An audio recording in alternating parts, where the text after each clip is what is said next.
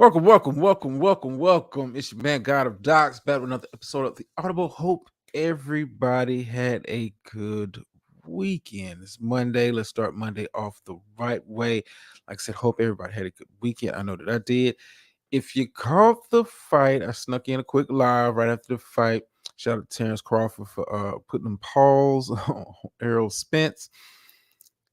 I tried, y'all. I tried, but Showtime boxing just wasn't letting me be great. It wouldn't let me be great. But shout out to those who came and tuned in for that impromptu show Saturday night, early Sunday morning. It was a cool, good, quick live, quick live. But we back here Monday, man. Back with the NFL. Training camp is in full effect, and this week we are focusing on a division that I know very, very, very well. The NFC East. We're going to start with the NFC East this week. And it's only right we start with the bottom and go all the way to the top. Now, who will be the top? We'll see. We'll see. Will it be the Cowboys? Will it be the Eagles? I don't know. But anyway, we're going to start with the Washington Commanders. Feels kind of funny saying Washington Commanders. I gotten kind of used to saying Washington football team, but hey, Redskins, Commanders, football team, whatever you want to call it, team from Washington.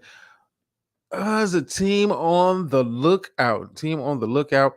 If certain things break their way, I can see this team possibly be a dark horse for this upcoming season, but we'll see. We'll see. We're going to kind of talk about, we're going to kind of break down some of the moves that they made, some of the moves they didn't make, and what the team's outlook looks for this upcoming season.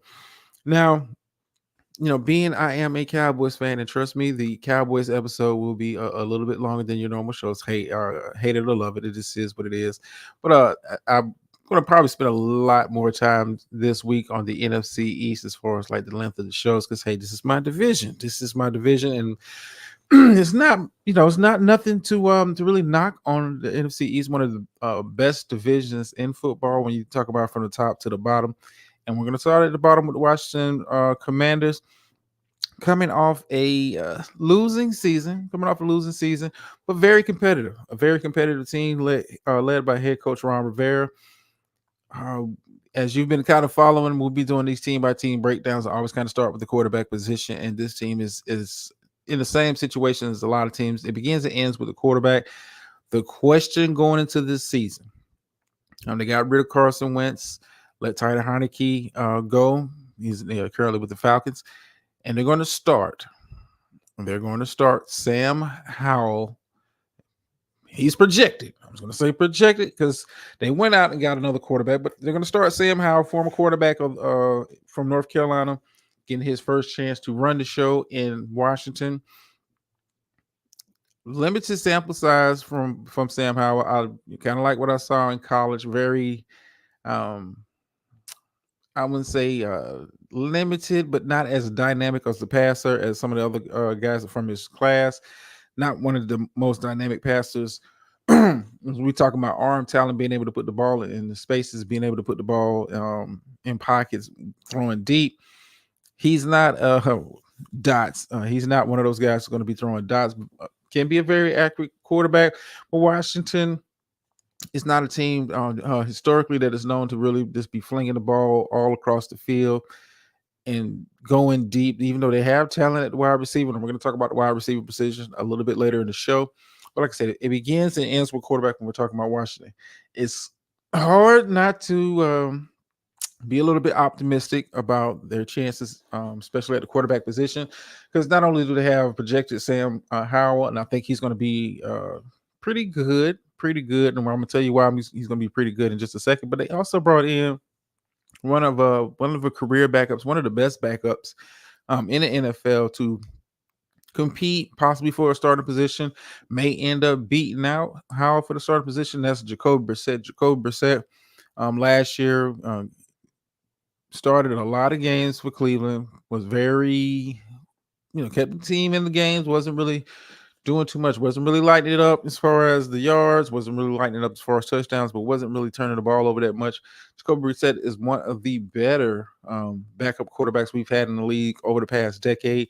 I think he's going to do if he's ends up beating out Howell for the position. And like I said, right now, Washington saying all the right things. They want to go with Howell, but you got to get out there and prove it. You got to get out there and prove it. And Ron Rivera is not in the position, in my opinion, to really be patient at the quarterback position, because the NFL is all about what have you done for me lately, and Washington hasn't done much of anything lately, and that includes head coach Ron Rivera. I think he's in a tight spot here. You're in a division with the defending NFC champions, Philadelphia Eagles, one of the better teams in the NFC. That was on my tier one of teams as far as championship contenders, as far as the NFC was concerned, the Dallas Cowboys.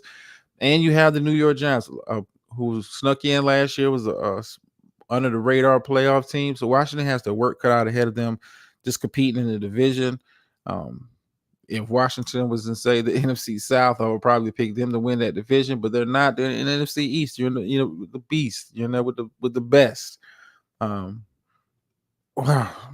But here's why I say Sam Howell might have some success, or even if it's Jacoby Brissett, might have some success at the quarterback position this year.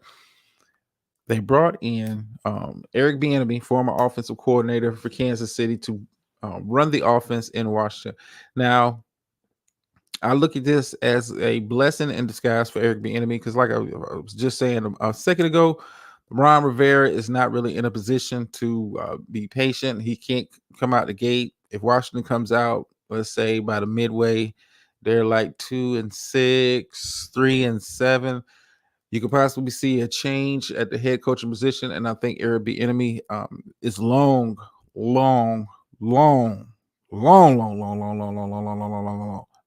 overdue for being an NFL head coach.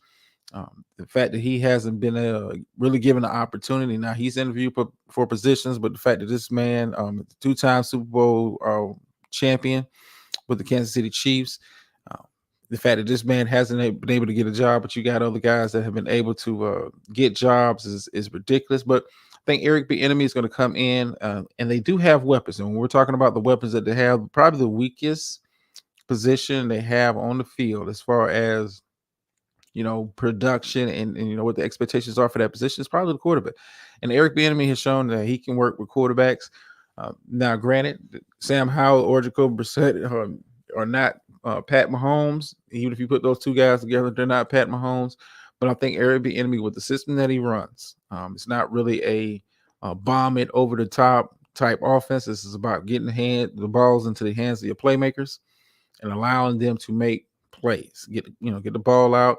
And I think Washington is going to be a lot better on offense. I do think it's going to start out a little bit rough as they come acclimated to his system, but I think his system can work in Washington. The reason why I say his system can work in Washington, when you look at the receiving core, excuse me, everybody, when you look at the receiving core for Washington, what is not to like about Washington's receiving core? First off, let's start off with Pro Bowl wide receiver Terry McLaurin, one of the better receivers in the NFL, very good route runner, has speed, but is mainly used and has mainly been used in Washington as a guy that can, run the proper routes, is known to get separation on his routes, and it very effective after the catch. And this is why I was saying, hey, this team has playmakers at the position that can really blossom under the Eric Bieniemy system. Along with him, you have speedster Jahan Dotson, who I liked coming out of college.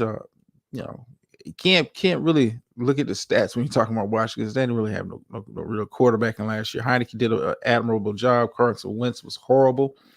But alongside Dotson and McLaurin starting, probably going to be starting Curtis Samuel, another wide receiver that does have a little bit of speed, is able to get open in his routes.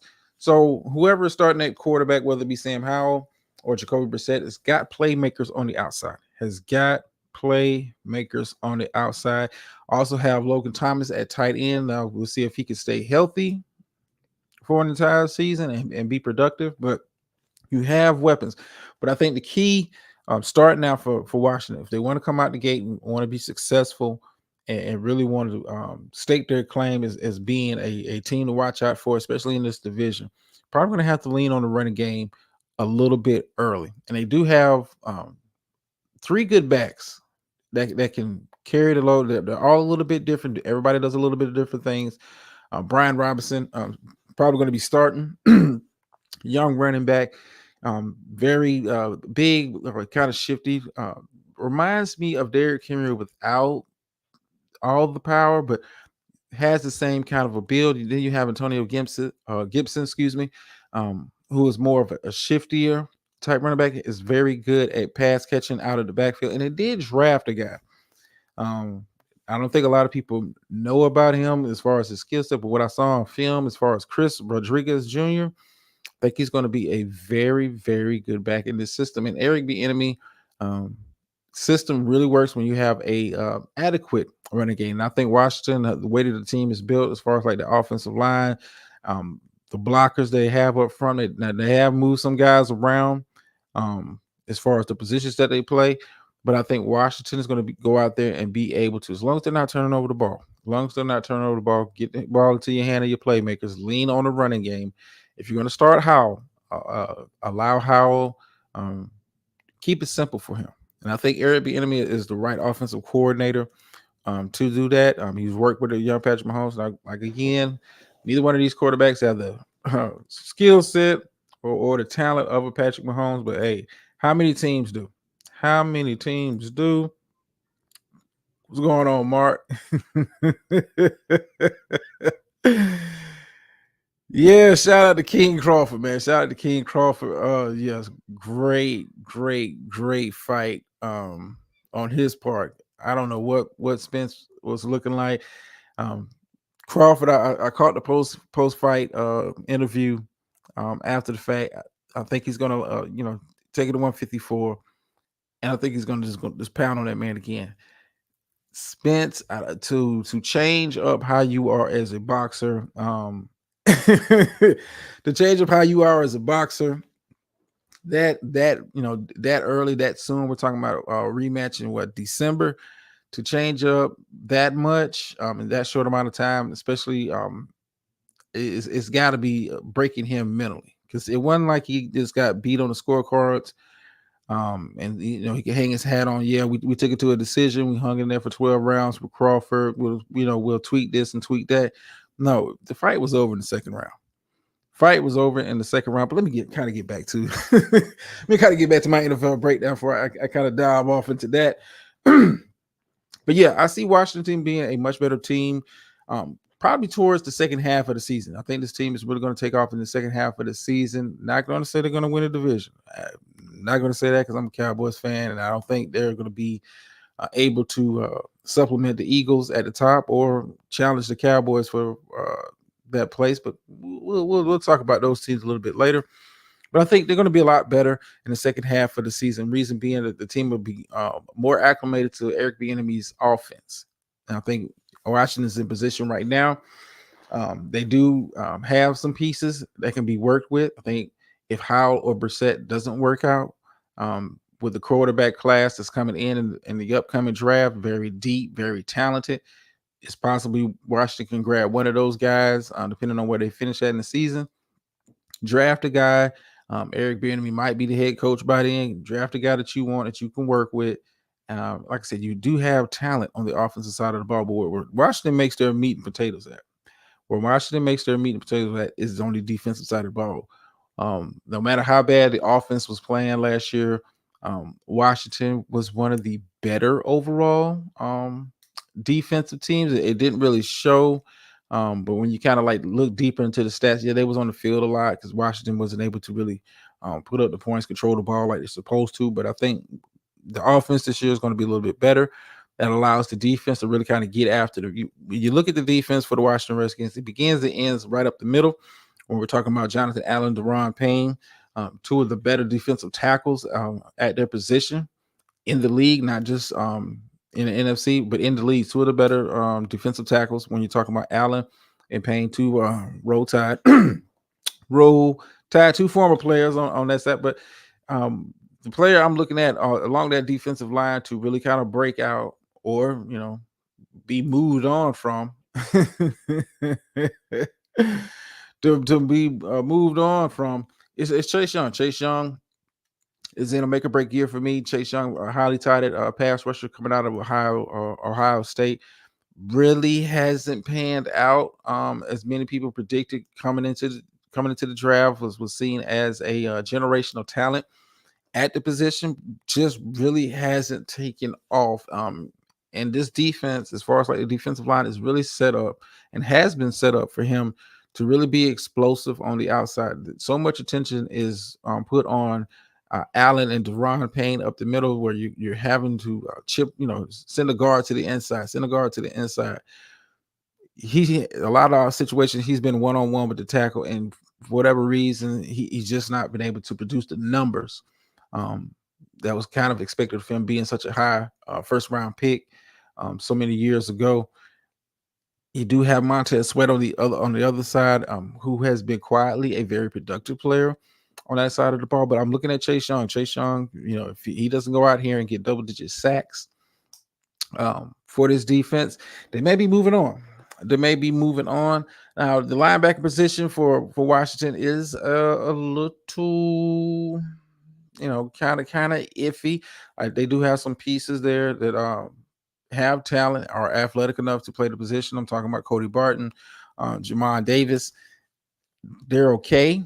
These guys are not the second coming of Fred Warner or Patrick Willis, but they're okay at the position. And really at this position, and how this defense is really run, you don't need the linebackers to really be making splash plays in the backfield. If the front four, with the talent that they have on the front four, is able to get consistent enough pressure, the linebackers can blitz on occasion, but mainly be focused on pass coverage. And the athletes that they have at the linebacker position, those guys are better in pass coverage than pass rushing. So I believe if the front four is able to kind of get a consistent push, I think the linebacker core will be fine. The problem is a lot of times Washington's pass rush doesn't get home with that front four. I'm looking at you, Chase Young, for not putting up the stats your talent says you should be putting up in this defense. It becomes a problem. Like I said, those guys are better in pass coverage than in run defense, in my opinion.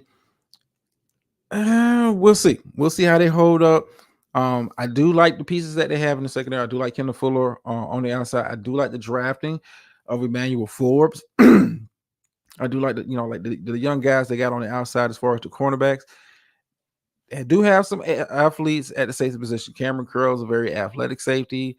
Derek Forrest is a very big hitter at the position. Does have some range out there as safety, but I think Washington, a formula for success for Washington this year, until you can kind of get a real firm grasp on who the quarterback is in this system. Lean on the run game, keep it passes real short to intermediate. This is not going to be a very explosive team. They just don't have the talent at the quarterback position to be a very explosive team. They do have, if you put a talented quarterback with the pieces that they already have in Washington, I mean, if you put, this they don't even have to be a tier one type quarterback.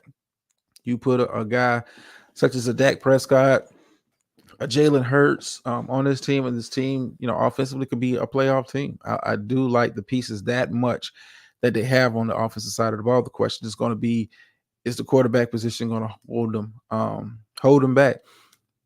Probably the bigger question for the team: will Ron Rivera make it through the season? Now you do have, if you've not been aware, you've been living under the rock, or you just don't care about Washington. Daniel Snyder is no longer the owner. They do have new ownership, and typically what happens with new ownership, they like to bring in their own head coach, and that head coach typically likes to bring in his own quarterback. And like I said, if you were paying attention and have been paying attention, and we'll do a college football preview a little bit closer to the season, getting started. This is a quarterback. A good quarterback class that'll be coming into the league next year. So Washington may be playing it safe, may give Sam Howell, depending on what the record is looking like, give him the entire run for the season, see what he looks like, see if you need to move on. It's not going to really cost you anything. I want to say Sam Howell was a 5th round draft pick coming out of North Carolina, which was surprising because he came in with a little bit of hype. People were looking at him for like 2nd or 3rd round. He ended up dropping to the 5th. Will this team be able to hold up offensively? And if not, hey, I just say let's let Sam Howell run with it. Jacoby Brissett is more of, if the team is kind of fighting, if he wins the job, I think this team is going to be a little bit more competitive early. But if you really focus on the growth and seeing what you have in Sam Howell, I mean, if you're going to start him, start him. I wouldn't take him out of the starting lineup unless he's a Carson Wentz bad. Other than that, just ride him, let him grow, let him mature. See what you have. You may have something that, like I said, pretty accurate quarterback in college. Just really hasn't got the opportunity in the NFL. We'll see. We'll see what this offense looks like. Like I said, I like the addition of Eric Bieniemy as the offensive coordinator. He just got to kind of get his quarterback in, and he may be head coaching waiting. I don't know if Ron Rivera, if I had to put a little money on, had to place a bet, Ron Rivera doesn't make it through the end of the season as the head coach. I think it's time for him to go. Like I said, new ownership. Typically, with new ownership, they want their own people in there, and that's typically how it goes. Ron Rivera, a very respected head coach in the NFL, this hasn't been successful in Washington since he took over that position. So we'll see. We'll see. Tomorrow we'll be looking at the New York Giants. Are they for real? Was last year a mirage? We'll be, we kind of breaking that down. Saquon Barkley situation. Will that have an effect on the team this upcoming season? Will Daniel Jones continue his progression as towards being a upper echelon quarterback in this league? We don't know, but we'll talk about it tomorrow. Later on in the week, we will be doing Philadelphia Eagles and the Dallas Cowboys. How about them boys? I'm not sure which one to make it to the Thursday slot, but we'll talk about it then. Of course, on Friday we'll do the weekly wrap up. I'll make my prediction as far as the winner of the division. I know some of you are already thinking he's biased. He's going to do the Cowboys. I may surprise you. With my pick for winner of this division. May not be a surprise. I ain't gonna lie to you. But anyway, appreciate everybody for tuning in. As always, remember, like, share, subscribe. Leave comments. Next week we will be doing the AFC East. And then after that, I don't know what division we'll be doing. Like I said, I'm trying to alternate between AFC, NFC, trying to keep some kind of symmetry. But yeah, early predictions for the Washington Redskins. They again finished under 500. Ron Rivera is fired. Eric Bieniemy is named the head coach. Hopefully keeps the head coach position past the interim stage. And they bring in a quarterback next year. I think this year is more of getting the system installed more than anything else. I just don't see Washington really competing for the with those upper echelon teams in the NFC. But hey, nobody saw the Giants coming. So, and as always, remember, like, share, subscribe. I'm going to hit you off with the phrase that pays around here. Sometimes you win, sometimes you lose, but every time you learn. And I'm out.